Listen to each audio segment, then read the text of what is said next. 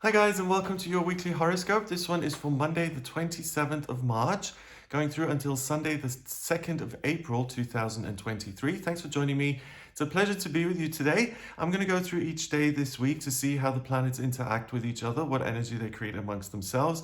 And the point of these horoscopes then is to try and understand that energy so you can jump on the opportunities as they appear and avoid some of the challenges and potential pitfalls. So I've had a look at this week and it looks super positive. It's all about love and confidence and independence. And you may think I'm contradicting myself with that, love and independence, but it's because you feel so strong within yourself, like you don't need anyone, and you're feeling charitable and creative and loving, that it really sets the stage for the perfect relationship to come in.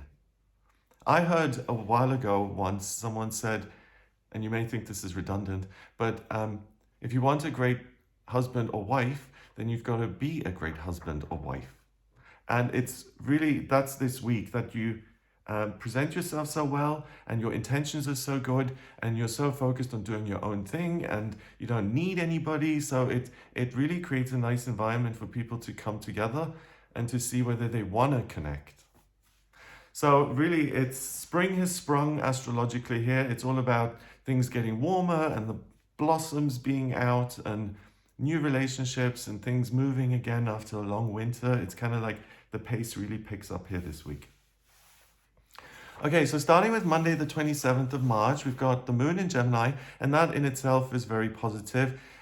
Gemini is the Roman numeral 2, and it's ruled by Mercury, the communication planet. It's an air sign, so it's very much about finding new ways forward, working with information, expressing yourself,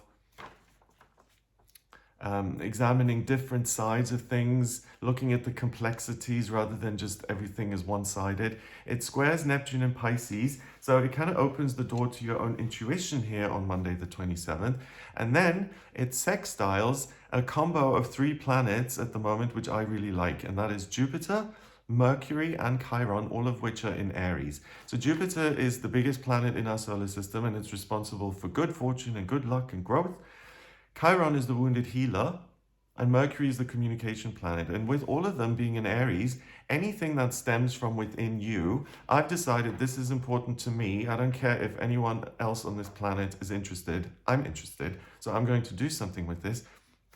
Those kind of endeavors and those kind of decisions are all supported by good luck, the ability to kind of heal yourself, and to really, Mercury in Aries really allows you to focus on the goal. If during Mercury in Aries, you make a plan and you commit to something and you say, that is the end goal that I'm going to get to, nothing will stop you. You're so focused and driven and clear about what needs to be done that you're kind of unstoppable. Mercury in Aries conjuncts Jupiter in Aries, and that's kind of wow, because to me, that's like the opposite of a Mercury retrograde. Mercury retrograde is when the communication planet appears to go backwards and communication becomes more stifled and difficult, and it's easier to kind of miscommunicate and to make a mistake and to get the wrong end of the stick, all of those things, right? But Mercury in Aries here, direct, allows you to focus and get things done. And then blending its energy with the lucky planet Jupiter means that anything that has some sort of pioneering element to it, you being the pioneer, is going to be very achievable. So this week here, as you can tell, Monday the 27th, it starts with a great deal of momentum. So I don't think this is going to be one of those Mondays where you can't get out of bed. You'll be like, I'm ready to go. It's likely to be a busy day. It's good for any type of work or socializing or networking. The main gift of the day is the ability to make a fresh start in any area, any new area particularly. Because Mercury is boosted by Jupiter and you have this amazing capacity to say, I want to get somewhere. I don't care about my own self-doubts. This is what's gripping me. It's what's motivating me. So let's go as quickly as possible. And that's a great energy, don't you think? I love that. It's so like forceful. Let's go. Okay, Tuesday, the 28th of March, we've got the moon going into Cancer at 22 minutes past 12. The moon in Cancer is very different. It's very much, it's kind of like the parent. It's a cardinal sign, so it takes charge of the situation. And Cancer is interested in the domestic sphere of life, the family, how the children feeling. And it's my duty and my responsibility to make everything so that the people I love and care about feel safe and like they're home and they feel loved. So that puts in even more kind of positive energy into your relationships, because just think about it. If you meet someone and you approach the situation with, oh, how can I take care of this person and make them feel at ease? It's going to be a very different interaction than you go meet the same person and you're like, oh, I'm going to tell funny stories and make sure they know how great I am. So it's the fact that you come with so much of this watery Cancer energy, which is sensitive, it's intuitive, it's nurturing, it's considerate, that relationships are likely to go very, very well. The Cancer moon then conjuncts Mars in Cancer. And I mentioned this last week. I personally, and I think some people disagreed with me, feel free to. I think Mars in Cancer isn't particularly happy, because Mars is ambition and drive, and it's what am I going to do? What do I want? And in Cancer, it's forced to kind of focus on other people. So it goes from me to now I'm supposed to be selfless. And I don't think Mars always does very well with that. On the plus side, when he does do well with it, he can be very, very nurturing. Okay, so it conjuncts with the Cancer moon. And by the way, the moon rules Cancer, so it's very happy in that placement. It means that in terms of your emotions, you're really able to go deep and to connect in meaningful ways. And then with Mars and Cancer, I think the main focus is going to be my relationships and how do I connect and what do I feel. It squares the Sun in Aries, trines Saturn in Pisces, and quincunxes Pluto in Aquarius. Okay, so that complicates it. So the friction is, I'm going to put everything I've got now into my relationships. I feel this great sense of spiritual ease and comfort. And I'm also able to connect with people in a very formal way through work or institutions. So whether it's friends and chatting, or it's connecting to, an expert at the local university, you just feel this great affinity with other people. So everything kind of opens up here this week. Mercury in Aries continues to conjunct Jupiter in Aries. So again, anything that's new in your life that you can build is going to be supported by the good luck planet here on Monday and Tuesday. So what do I want to build? My new relationship, or my new life in a new country, or my new education for this subject I know nothing about? Ultimately, Tuesday the 28th and the first 2 days here of the week, it's this amazing opportunity to start your own thing. And it doesn't matter whether it's a business or new relationships, the planets are really urging you to build something or to bring someone new into your life. So it's kind of like an astrological knock on the door. Hello, I've got something good here for you, please open. Relationships in general are going to be very important to you. So spending time with others is going to feel nurturing and comfortable. Wednesday, the 29th of March, we still have the moon in Cancer. So again, family, relationships, super important. It now squares Mercury, Jupiter, and Chiron in Aries. So it's my job and important for me to take care of others. And now it sextiles Venus in Taurus and Uranus in Taurus. So I mentioned the Cancer moon is the family and being nurturing and all this, but Venus in Taurus and Uranus in Taurus is romance and love coming out of the blue and very unexpectedly. So that's where I really feel now the two things meet and create this amazing spot for you to build something solid in your love life, because you come again being considerate and saying, how can I make this situation as positive for everyone involved? And then Venus and Uranus say, ta-da, here's a new person for you to actually get involved with. So on Wednesday the 29th, you're so generous and warm in your outlook that you may even get an idea about a charity or how you can give of yourself and of your time for the greater good. So you can see, like, if you're thinking about, saving the dogs and the animals, you're really putting a foot forward that most people would fall in love with. So it is an amazing time for a new person to come into your life. So it makes sense that being super sociable on Wednesday, or as sociable as possible, is a good idea. If you're single and looking, it's a fabulous day. So get out and about and see who's out there. Thursday, the 30th of March, we've got the Cancer moon forming a square with, oh, so it does this for 3 days, Tuesday, Wednesday, and Thursday. The Cancer moon continues to square Mercury in Aries. Oh, and the other two aren't involved. So it's just Mercury, not Chiron and Jupiter. And then it trines Neptune and Pisces. So the focus and the desire for relationship continues, but now with the combination of Neptune and Pisces, Neptune is the water planet. It's dreams, it's love on a global level. So as well as being interested in relationships with other people, you now become interested in the relationship you have with your higher self and the messages you're getting from that. So the intuition kind of comes in really powerfully, and it expands the scope, as in what am I connecting with? Mars in Cancer trine Saturn in Pisces. Wow. You may think this is weird, but I'm getting a picture of like a soldier walking through the pearly gates with that one. It's kind of like there's a, I think I mentioned this a few weeks ago. Like, do you have a spiritual home? I do. I've got a couple. I've got a beach with a house, and I go there and I take walks on the beach. And then I've got this little meadow with a willow tree where I sit and I relax and I do these things spiritually, right? And Mars in Cancer trining Saturn in Pisces for me feels that you can walk spiritually, you can get to all of those places and explore and really enjoy the sense of I have arrived spiritually. There's nothing I need to learn or acquire or do or be in order to be okay. It's like I'm okay now. Venus in Taurus, and that's kind of priceless, you know, like I spent like decades of my life wondering if that was even a feeling that's possible. Venus in Taurus conjunct Uranus in Taurus. And again, that's the romance factor. I love it. Venus is the planet of love and beauty and creativity. In Taurus, she's very sensual and she's very focused on other people and love, towards other people in the world and the whole process of life. And Uranus in Taurus is the miraculous and the unexpected. So it's like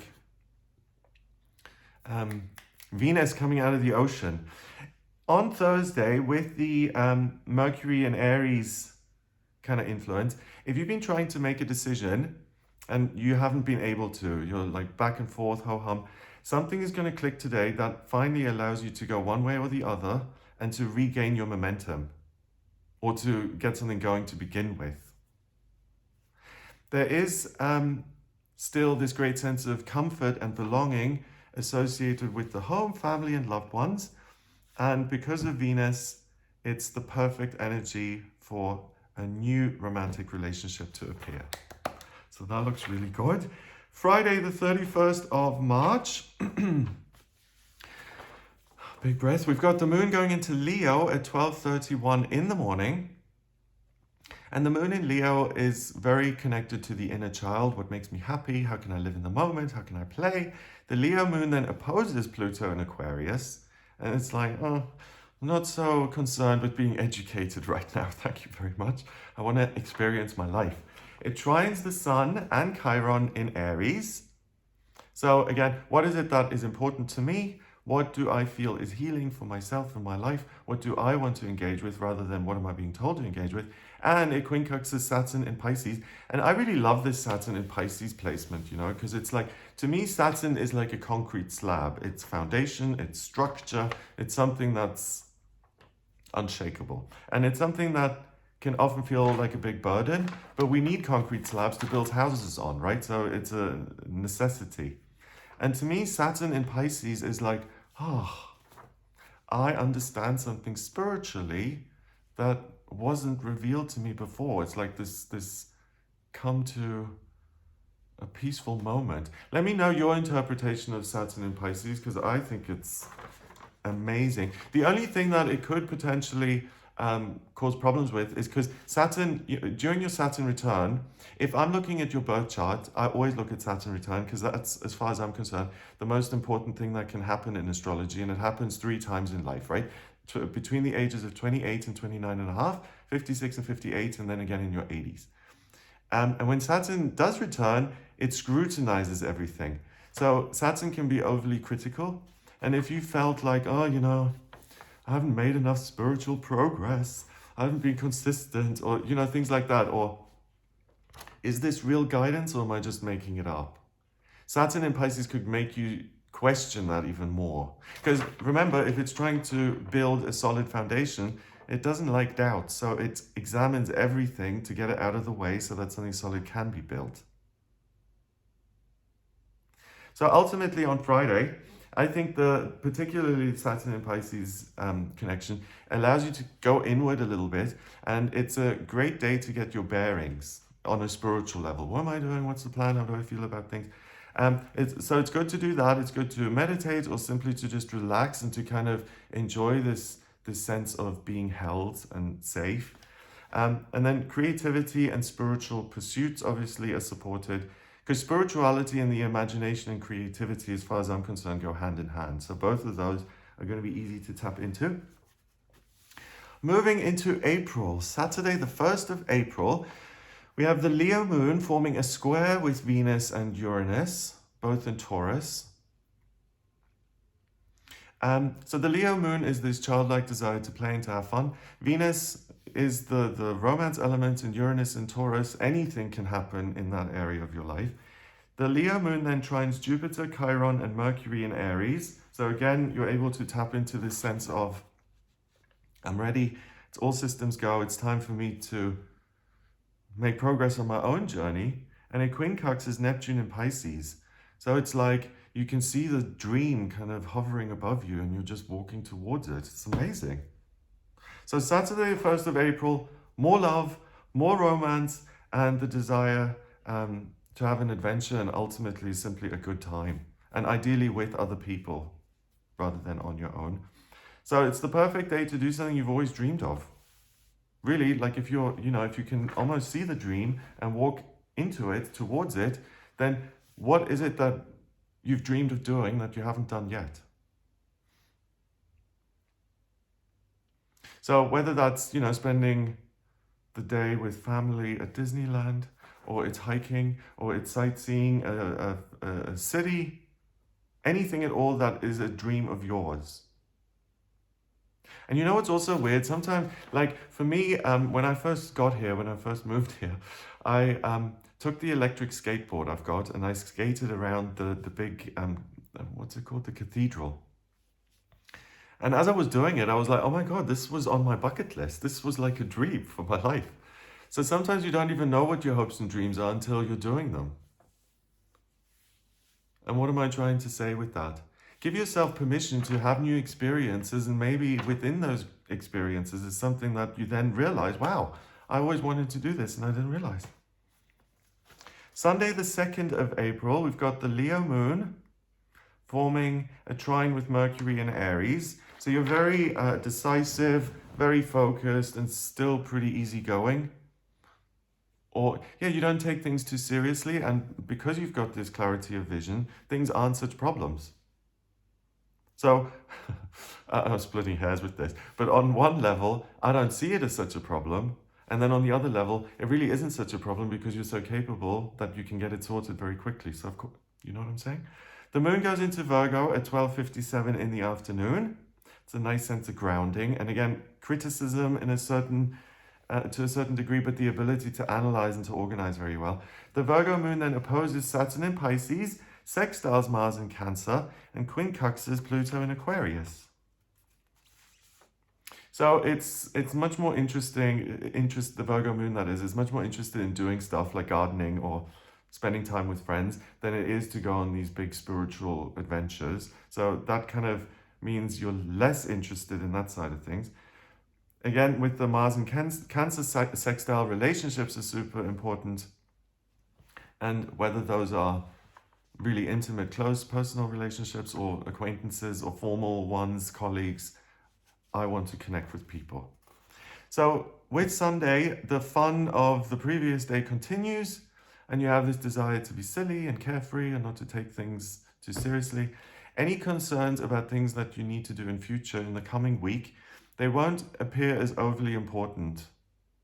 So it's another great day to relax and to recharge and to be in the moment and then to deal with things in the next week as they arrive.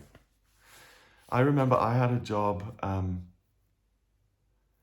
and it was 9 to 5 Monday to Friday, and on Saturday lunchtime I'd start worrying about Monday morning. It was awful, and I'd have the dread all weekend about Monday morning. So even if that's the case, first of all, that's a and again, sorry if this is overly obvious, but that may be a prompt to do something different, right? I mean, that seems super obvious, but it didn't occur to me for a while. To recognize that and say, I don't need to be living like this and living in dread. And then if that's the case, and you do feel that way sometimes, you won't feel it as much on Sunday. You get to relax and take some time off without being overly concerned or ruminating over things like that. Yeah. Okay, so that's what I get for you this week. I hope it gives you an idea of what you'll be working with. If you would like a personal reading with me, please get in touch via my website. It's gregoryscott.com. On the front page, click on Book Your Reading to order your reading with me. I use astrology, the tarot, numerology, and my intuition in my personal readings, and I combine all four things.